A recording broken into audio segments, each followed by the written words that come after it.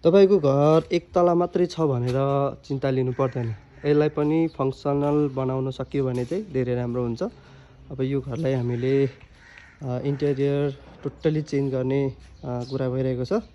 जस्तो अब यहाँ ट्याङ्की निकाल्ने कुराहरू भइहाल्यो। अब यो ट्याङ्की क्यान्सल हुन्छ हैन। त्यसपछि चाहिँ तपाईको यो भित्र जाउँ हामी। अब यो भित्र गइसकेपछि चाहिँ तपाईले देख्न सक्नुहुन्छ यो लिभिङ रुम थियो पहिला। अब यो लिभिङ रुम चाहिँ बाथरुमसँग नमिलेको भएको कारणले अब यसलाई चाहिँ किचन बनाउँछौँ हामीले। त्यसपछि चाहिँ यो किचनलाई टोटली रिमुभ गरेर यो एरियालाई चाहिँ हामीले लिभिङ रुम बनाउँदै गइरहेको छु। अब तपाईहरुले भिडियोहरु देख्न सक्नुहुन्छ पछि यहाँ बनाउँदै गरेको यो चाहिँ सुरुको हो। जस्तो अब यो टाइलहरु सबै निक्लिन्छ, त्यसपछि पार्केटिङ हुन्छ हैन।